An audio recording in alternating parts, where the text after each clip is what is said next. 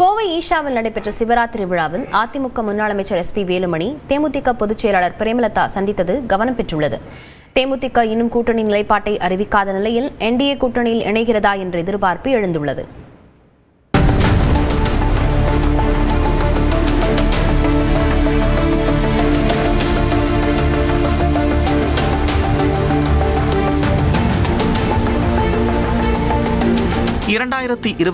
சட்டப்பேரவை தேர்தல் தேதி விரைவில் அறிவிக்கப்பட இருக்கும் நிலையில் அரசியல் கட்சிகள் பம்பரமாய் சுழன்று தேர்தல் பணிகளை முடுக்கிவிட்டுள்ளன. தற்போதைய சூழலில் தேர்தல் களத்தில் 4 முனை போட்டி நிலவினாலும் ஆளும் திமுகவும் ஆண்ட அதிமுகவும் பலம் பொருந்திய கூட்டணியுடன் களமிறங்க தயாராகி வருகின்றன.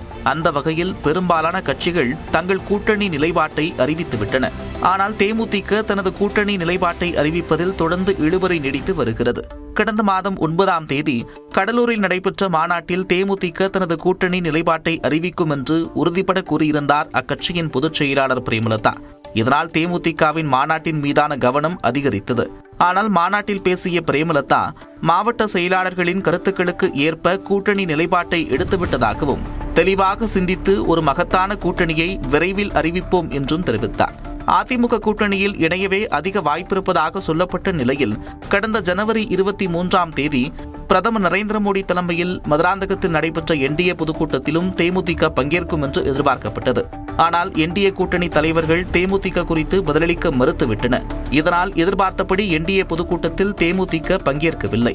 இதனைத் தொடர்ந்து குடியரசு தினத்தை ஒட்டி ஆளுநர் மாளிகையில் நடைபெற்ற தேநீர் விருந்தில் பங்கேற்ற பாஜக மாநில தலைவர் நைனா நாகேந்திரனும் தேமுதிக பொருளாளர் சுதீஷும் சந்தித்து பேசியது கவனம் பெற்றது. இதனிடையே திமுக அதிமுக என 2 கட்சிகளுடனும் தேமுதிக கூட்டணி பேச்சுவார்த்தை நடத்துவதாக தகவல்கள் வெளியாகின. தேமுதிக இரட்டை இலக்கத்தில் தொகுதிகள் கேட்பதாகவும் ஒரு மாநிலங்களவை சீட் ஒதுக்க வலியுறுத்துவதாகவும் கூறப்பட்டது. மாநிலங்களவை சீட்டை ஒதுக்க ஒப்புக்கொண்டாலும் இரட்டை இலக்கத்தில் தொகுதிகள் வழங்க இரு கட்சிகளுமே தயாராக இல்லை என்று தகவல்கள் வெளியாகின. 2 பக்கமும் கூட்டணி பேசுவதா என்று தேமுதிகவை அமைச்சர் ராஜகண்ணப்பன் வெளிப்படையாகவே காட்டமாக விமர்சித்த நிலையில் நாங்கள் 2 பக்கம் கூட்டணி பேசவில்லை என்று விளக்கமளித்தார் பிரேமலதா. இந்நிலையில் கோவை ஈஷா மையத்தில் மகா சிவராத்திரி விழா நடைபெற்றது. இதில் அதிமுக முன்னாள் அமைச்சர் எஸ்.பி. வேலுமணி தேமுதிக பொதுச் செயலாளர் பிரேமலதா சந்திப்பு அரசியல் களத்தில் கவனம் பெற்றுள்ளது. இந்த சந்திப்பின் போது மத்திய அமைச்சர் எல் முருகன் உடனிருந்தார்.